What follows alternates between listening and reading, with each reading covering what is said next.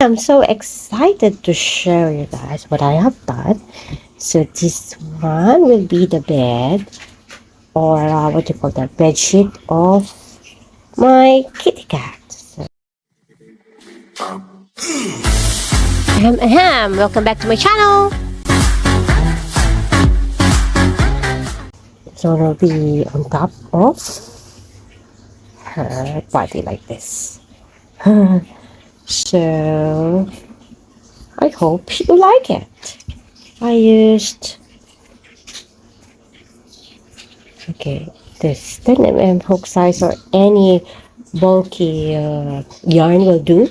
Of course, scissors like that. But if you want, if you have any request or what's in your mind, all you have to do is comment down below. If you want to do these beautiful flowers, just let me know so I can make a tutorial for you guys. So for the meantime, we are going to do just rows of double crochet.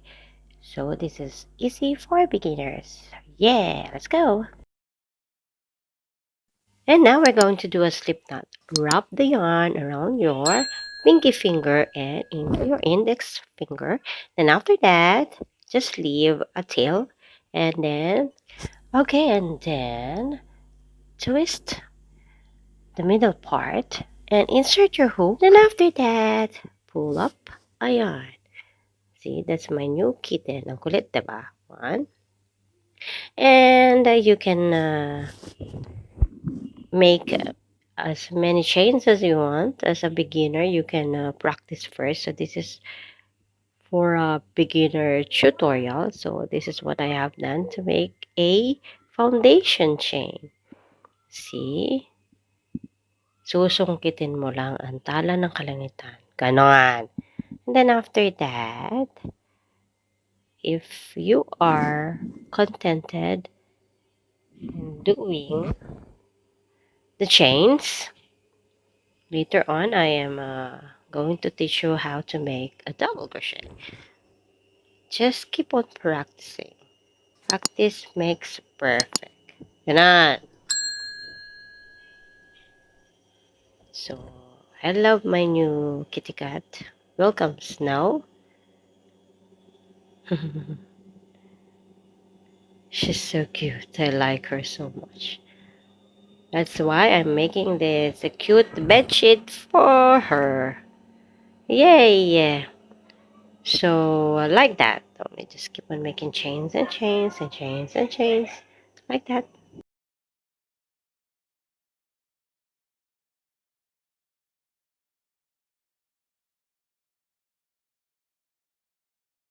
And now we've reached our last stitch. And here, 1, 2, 3. You're going to do your first double crochet. Insert your hook into the third chain from the hook, and then do your double crochet. It's easy, just like this. Okay, let's do it one more time. Insert your hook into the next stitch. Pull up a loop, the yarn, pull up two loops, first double crochet, so you've made two already. So yarn and pull up two loops. So you're gonna make this all the way until your next stitch. And then grab up a yarn into the two loops, and grab up a yarn and into the two loops. That is your double crochet. So you're going to make a double crochet until you have 24 double crochet. So this is your last stitch. So after you make this, you're going to chain 1, 2, 3, and then turn. Chain 3 means 1 double crochet. So this is your next double crochet. There you go. And then you're going to do double crochet all the way into the next 24 stitches. O, diba? Ang saya-saya. Ganyan lang yan. O, diba? Madali lang naman siya. Hanggang dun sa dulo, ha? Huwag yung tatantanan. Punyeta. And then after that, this is your second to the last stitch, I think. Let me see. No, that's the last already. So chain 3 again, and then you're going to do it all over again. So into the next stitch, you're going to do your double crochet. O, ganyan. Paulit-ulit lang ito. Huwag kayong magsawa. Dahil ang pagmamahal ay unconditional. Ay! Charot. Tapos, so double crochet all the way until you reach the end. So, ganyan lang siya. Okay? So, we've made 5 already, right? 1, 2, 3, 4. Yes, 5. And then after that, you are going to make the length that you wanted to. But for me, I made 7 inches only kasi lalagay ko to sa loob ng sa box. Sa box, no? Parang container siya. So, dun ko ilalagay yung aking pusakat. Yan. I named it Snow. Diba? So, it's up to you if you can, if you want to make it longer or shorter, you can make it as a dishcloth or whatever, ganyan. Panglamig para sa lap ninyo, lap cover, if alam mo na kung lamigin kayo, ganon.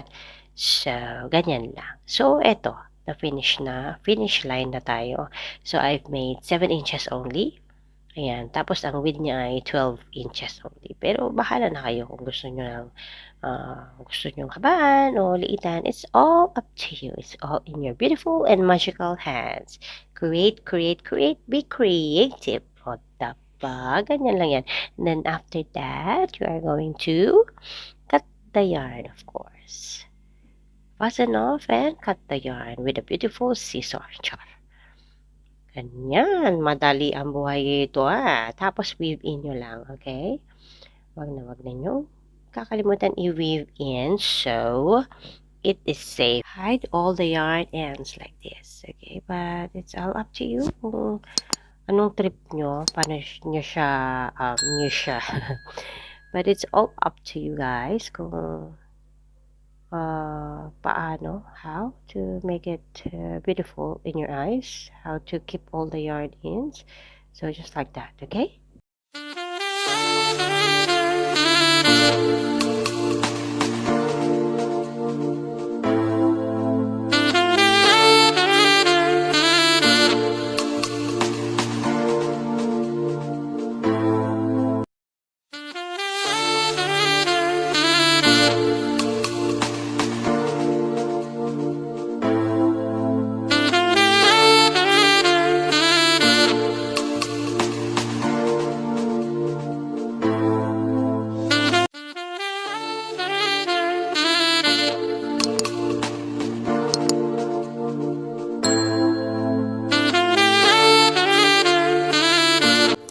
And now we are done. Diba? It's so beautiful.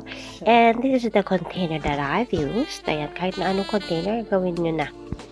O, bahala na kayo ha. Malalaki na kayo. So, this is Snow. Hello, Snow. Welcome to our life. So, lagyan nyo na lang ng design ha. Kasi plain and simple lang yung ginawa natin. And I hope that you've learned something. It's really easy as 1, 2, 3. So hope to see you again on my next video. Much love from me.